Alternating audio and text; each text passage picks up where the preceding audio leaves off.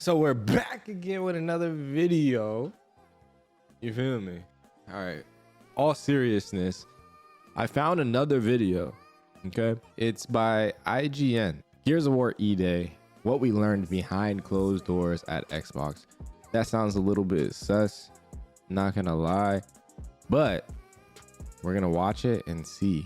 Because I think the thumbnail had something about movement. Like the character movement. So I don't know. We'll see. Let's get into it, man.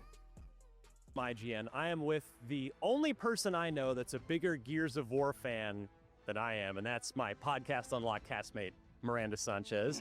Miranda, we just got out of seeing a behind closed doors presentation. We didn't get to see new gameplay, but we had the developers talking to us for an hour, answering a whole bunch of questions about this prequel, Gears of War E-Day. So where do you want to start with this? What do we want to talk about? Sort of establishing that since you didn't allow us to dig too much into things that haven't shown, we really try to keep it focused on some big moments that we saw in the reveal and of course in the longer broadcast later. And that was on movement, gameplay, and of course the lore. So we saw like honestly a pretty neat scene from the books, like in the trailer when Marcus gets pinned and then of course saved. And that is like, you know, verbatim from the book.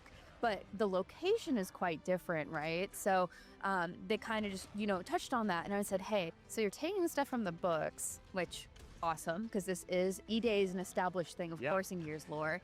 But how are you guys going to make sure that you're preserving like what's existed? Or does that not even matter? Are you guys on a Star Wars Episode 1 and just change, like Force now has midichlorians, you know? It's like, I don't know what the like Gears like example would be, like something with emotion. Maybe. Right. You really want to get into it? You know, no offense to this lady, but I'm gonna skip ahead because I'm ready to get into the details. Not those details she's talking about. The details I want to hear about. Okay, I don't really. Or I guess more of like. I got a damn. Oh my. To be honest, that was the one. Here we go. This is what we needed. Did specifically, it's like, you know, our camera, instead of zooming in to do the roadie run, they pan out. Like it's a lighter run. Yeah, how did you feel about that? Because I'm going to be honest, that was the one thing when they showed it and explained it.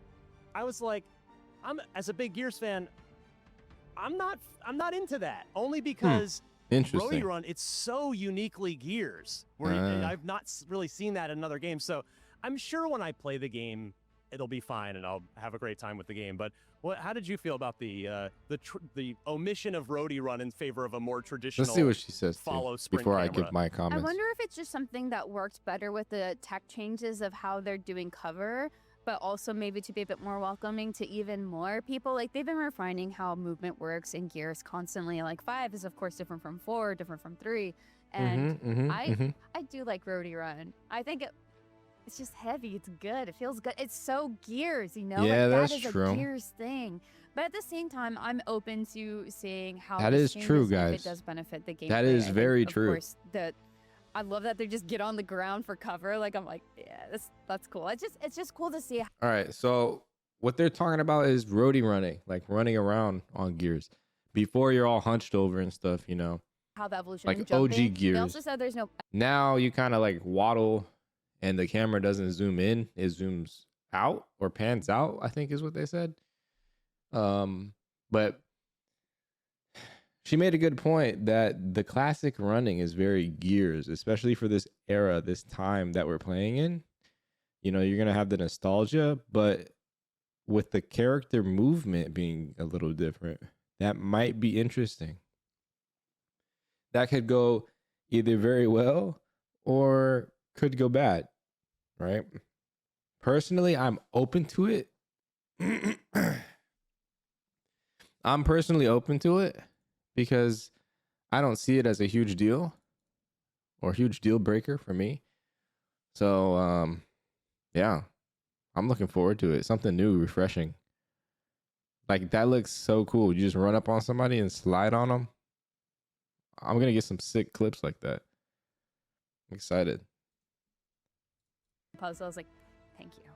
Yeah, I'm definitely a bigger fan of those changes to the movement and to the cover mechanics, because I think Michael Hyam was saying it on our Unlocked post show back It's gonna be on- so sick on to MLB slide Xbox Showcase and have that whole Gears accuracy. mechanics have been pretty fundamentally the same for all these years, and they've been great. It's a great system, but yeah, now we can we've got the slide.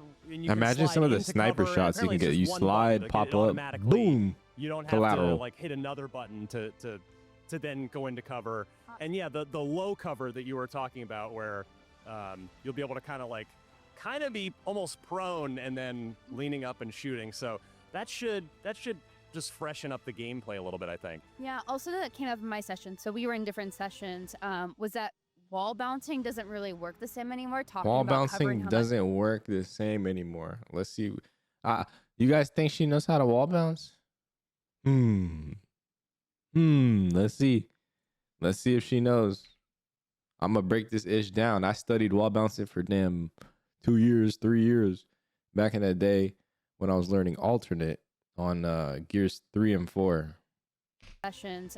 Was that wall bouncing doesn't really work the same anymore? Talking about covering how that shifts. So that's going to shift multiplayer meta quite a bit. Where obviously, if you're like really good at wall bouncing, like you can do some cool stuff. They said it's not as dominant as a strategy because they just want to balance that with new mechanics and let people discover this way and play differently. So Okay, so wall bouncing is not gone.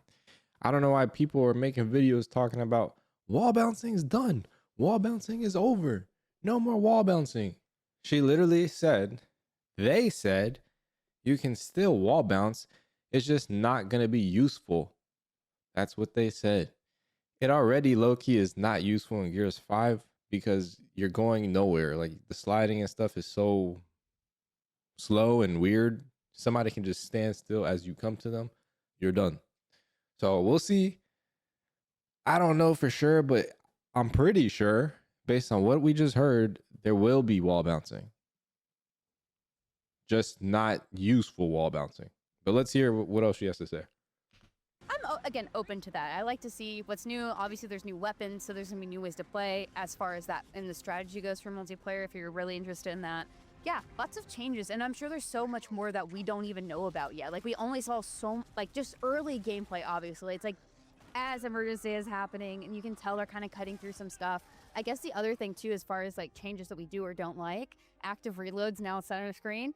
Active reloads. Okay, we did see that center screen. I saw comments that you can change where it's located, but we'll have them confirmed. Let's see in this video. I don't like it. I don't like that. But they said you can switch it back. You can put it back up in the corner if you don't want it right in your face. And I think it being there is really great for new players who just don't know about active reload and want to see the benefits immediately. I agree. That's actually smart for new players. Just having that as a toggle, that makes sense. Because when you're new, I remember the first time I ever played Gears, I didn't even look for the active because I didn't know where it was. It didn't pop out to me initially.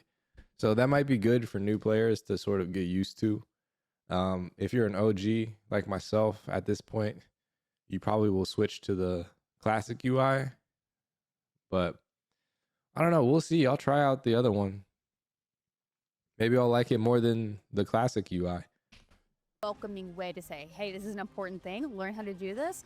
And for everyone who already knows, just put it in the corner. We got my muscle memory, my eyes are trained to just check that top right corner. And I guess we could kind of finish on a quick multiplayer point. We didn't see multiplayer, but we did learn about the 12-player mode of Evolution of Horde. Yeah, 3 squads of 4, 12 players.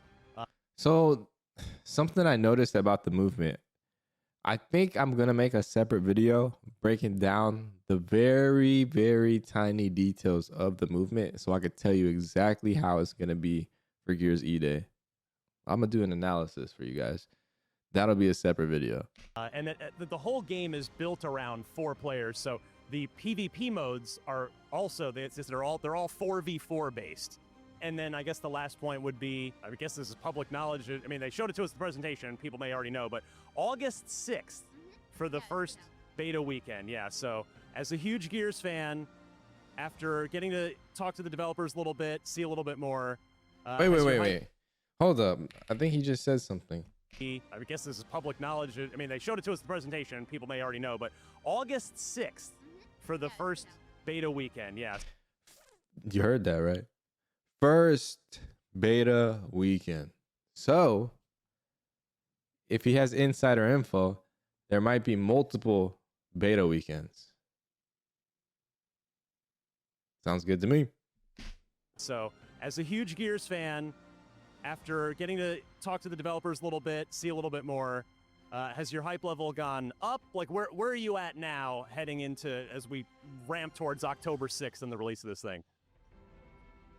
Way up. Like, I obviously love Dom and Marcus. I love their relationship. Yeah, I'm excited too. I think we covered this video. She's just talking about the character dialogue and like all the rest of the story and stuff. But yeah, man, interesting stuff. We'll see how things turn out. But yeah, I don't think they're removing wall bouncing, guys. Let's be realistic here. They're not going to remove it completely. You could argue that in Gears 1, they have wall bouncing. It's just hella slow, right? So they're not removing taking cover from walls, which is essentially wall bouncing. You're going from one wall to the other in a succinct fashion or manner, right? So they're not getting rid of that. It just won't be as useful, is what they said. What does that mean? Who knows? We will see in a couple weeks here. But that's all I got, man. I will see you guys in the video where I break down the movement, what I've seen so far. And yeah, so stay tuned.